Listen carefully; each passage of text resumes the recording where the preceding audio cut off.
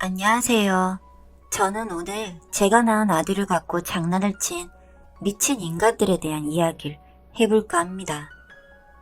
저는 저희 부모님께서 사업을 하고 계시고 흔히들 말하는 금수저는 아니더라도 은수저 정도 되는 삶을 살고 있다고 생각합니다. 머리는 좋지 못한 편이라 국내에서 좋은 대학에 갈 자신이 없어서 유학도 다녀왔고요. 그리고 회사는 솔직히 제 능력으로는 부족하다고 생각해서 부모님의 도움을 받아 중견기업에 입사를 하게 되었어요. 지금의 신랑은 그 회사에서 사수로 만나게 되었고 회사 일을 능수능란하게 하는 신랑에게 이상한 동경 같은 게 생기게 되었고 제가 신랑을 쫓아다녀서 결혼까지 하게 되었습니다. 시댁은 제가 인사를 가던 날부터 호의적이었고 친절했습니다. 사실 신혼집도 저희 집에서 해서 가고 혼수도 웬만큼 큰 것들은 저희 집에서 해주기로 해서 시댁도 아들을 장가 보내면서 부담이 없었을 거예요. 그러면서 결혼식은 시댁에서 올려주겠다고 해서 결혼식 비용은 시댁에서 전부 부담했습니다. 신랑과 결혼하고 나서도 저희는 같이 출퇴근을 하며 일을 했었고 곧 저희에게는 아이가 생겼습니다. 아이를 임신하고 집에서 시간을 보내고 있을 때 신랑의 형님이 결혼을 하게 되었어요. 저 신랑네 집이 유전자가 센 편이라 형제가 꼭 닮았었는데 그런 아주버님도 결혼을 하시고 저에게는 형님이 생겼어요. 저는 그렇게 첫째 아이를 출산을 했고 육아를 시작했습니다. 형님은 제 아이를 보러 자주 오셔서 절 많이 도와주셨어요. 그런 형님을 보면서 참 부러웠습니다. 그리고 대기업에 다니고 똑부러지는 형님은 솔직히 제가 생각하기에는 아주버님에게는 아까운 사람 같다는 생각을 했었어요.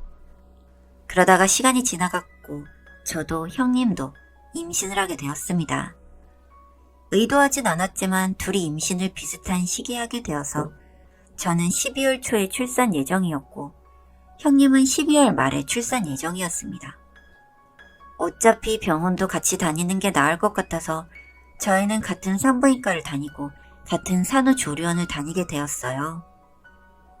동서랑 같이 병원 다니니까 너무 좋아요. 저도 주변에 출산하는 친구가 없어서 적적했는데 같이 다니니까 정말 좋네요. 우리 이렇게 육아도 같이 하면 많이 의지가 될 것 같네요. 저희는 그렇게 허물없는 사이로 발전해서 서로의 베이비 샤워를 챙겨주고 같이 만석사진까지 찍게 되었습니다.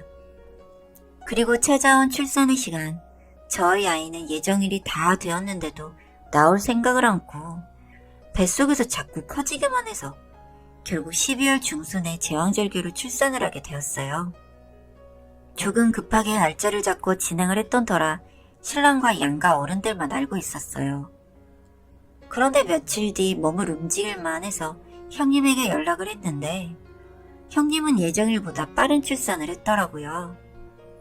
자초지종을 물어보니 12월 말에 회사 일정도 있고 배 안에서 아이도 많이 커서 아주버님과 의사의 권유로 제왕절개를 했다고 했습니다. 그렇게 산후조리원에서 같이 밥도 먹고 이야기를 하면서 형님과는 더욱 돈독해졌고 아기 용품을 사거나 할 때면 꼭 2개씩 사서 형님네 나눠드리곤 했어요. 아이들은 하루가 다르게 자라갔고 형님은 육아휴직으로 인해 회사를 쉬게 되면서 아버님 집에 가세가 많이 기울게 되었습니다. 아주버님은 작은 중소기업에 다니고 있고 형님은 대기업에 다니고 있긴 하지만 집을 구하면서 대출을 해놓은 게 많기도 하고 이래저래 빚이 좀 있었던 것 같아요. 그래서 힘들다는 건 알고 있었는데 형님은 이후 산후 우울증까지 오게 되면서 정말 힘든 나날을 보냈습니다. 가끔씩 제가 도우미 이모님께 부탁드려서 2 아이를 맡기고 드라이브를 가거나 근교에 바람도 쐬러 다니면서 기분을 풀어주기는 했지만 그걸로 모자랐죠. 그리고 이상하게도 신랑은 첫째와 둘째를 약간 차별이랄까요? 그런 식으로 대했어요. 여보, 둘째도 안아줘야지. 장난만 안아주면 됐지 뭘 둘째까지 신경을 쓰냐? 처음에는 신랑이 장남을 아끼는 그런 타입이라고 생각을 했어요. 왜냐하면 저희 첫째뿐만 아니라 조카도 첫째라고 예뻐하고 심지어 선물 같은 것도 많이 사다 주곤 했거든요. 그러다가 아이에 대한 차별이 심한 것 같아서 몇 번 언성을 높여서 다툰 적도 많이 있었습니다. 아이와 함께 오랜만에 유모차를 이끌고 동대를 산책하고 있었는데 갑자기 형님에게 전화가 왔어요. 동서 혹시 지금 애기 귀 볼 수 있어? 네? 귀요? 혹시 오른쪽 귀에 점 있어? 자세히 보니 희미하게 점 같은 게 있긴 했어요.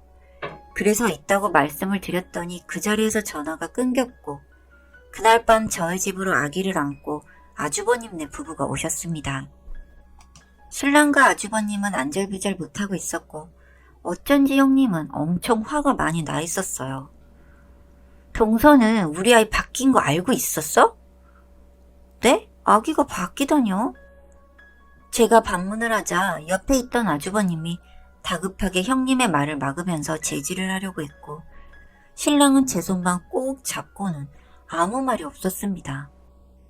형님은 신랑을 막 때리기 시작하더니 이어서 말을 했어요. 오늘 애기 코에 이물질이 많아서 병원에 갔는데 진료하는 걸 보고 있다 보니 귀에 점이 없는 거야. 점이요? 내가 분명히 애기 처음 안아들었을 때 귀에 점 있는 거 봤거든. 근데 아무리 생각해도 뭔가 내 애기인데 내 애기 안 같은 거야. 그래서 정말 혹시나 하고 신랑한테 물어봤는데 이 사람이 말을 못하더라고? 지금 애기가 바뀌었다고 말을 하시려는 건가요? 자세한 건 검사를 해봐야 알겠지만 옆에서 신랑은 눈동자만 굴리고 있었고 저는 그 자리에서 물어봤어요. 이거 당신 짓이야? 나중에 형 가고 나서 얘기하자. 저희가 눈에 쌍심지를 켜고 몰아세우니 그 형제가 하는 말이 정말 가관이었습니다. 제가 출산을 제왕절개 수술 날짜를 잡은 날 그 형제가 이야기를 하기를 잘하면 애기들 생일 똑같을 수도 있겠다는 이야기를 했대요. 수술을 하면 날짜야 얼추 비슷하게 맞출 수 있으니까요. 그러다가 아주버님이 아이를 7살 때까지 서로 바꿔서 키우는 게 어떻겠냐고 말했답니다. 본인 집이 너무 힘들어서 아이에게 좋은 환경을 제공해 줄 수 없는데 이런 환경에서 아이를 키우는 게 미안하다고요. 그러면서 저희 집은 집에 돈이 있으니 아이가 공부를 좀 못해도 먹고 사는 데는 지장이 없을 것 아니냐고요. 한 7살까지 키우다가 사실을 말하려 했다고 하더라고요. 이런 미친 소리를 제가 살면서 들을 거라는 생각을 못했어요. 아니 어떻게 그런 생각을 해? 그냥 우리가 집에 여유가 있으니까 자식 둘 키우는 마음으로 조카도 아들처럼 키우자는 거지. 부모 자식 간의 연은 천륜이니까. 천륜이구나. 우린 천륜이 아니니까 끝낼 수 있겠네. 무슨 말을 그렇게 무섭게 해. 그 이야기를 다 들은 형님은 어느 아이를 안고 나가야 할지 몰라서 그 자리에서 울음을 터뜨렸고 저는 제 옆에 있던 화분을 신랑의 머리에 집어 던져버렸습니다. 어떻게 이런 일이 있을 수 있나 화가 나고 어이가 없고 그동안 내가 전몸살이 나면서 젖을 먹인 게 조카라는 사실이 너무 분통했고 이런 마음은 형님도 마찬가지인 것 같았습니다. 저는 두 아이를 데리고 형님과 밖으로 나와서 길거리에서 한참을 울었어요. 그리고 정신을 차리고 보니 이런 짓을 한 두 사람이 용서가 되지 않았고 한 지붕 안에 같이 살 수 없었어요. 형님도 그 부분에 공감을 하더군요. 가진 것도 없으면서 최근에 아주버님은 차까지 바꿨다고 했습니다. 그렇게 형편이 어려운 거면 나가서 돈을 더 벌어올 생각은 않고 동생네 집에 아이를 보냈다는 게 믿을 수가 없대요. 저는 그 다음날 변호사를 찾아갔고 형님과 함께 이혼을 진행 중에 있습니다. 어떻게 사람의 탈을 쓰고 이런 말도 안 되는 짓을 꾸밀 수가 있는지 믿기지가 않아요. 저는 형님이랑 같은 산후조리원을 쓰고 있었고 아이가 방에 오는 시간에 신랑과 아주버님이 아이를 바꿔치겠어요. 산후조리원 내에서도 저희 아기가 엄청 닮아서 쌍둥이 아니냐고 할 정도로 시댁의 유전자가 강하게 생겼거든요. 손목띠랑 겉서기까지 바꾸고 이름표도 바꾸고. 이게 우리가 사는 현실에서 일어날 수 있는 일이라는 게 어처구니가 없고, 저는 절대로 두 사람을 용서하지 않을 겁니다. 지금 이혼과 더불어 민사소송도 준비 중에 있으니 곧 둘 다 얼마나 엄청난 일을 저질렀는지 뼈저리게 느끼게 되겠죠.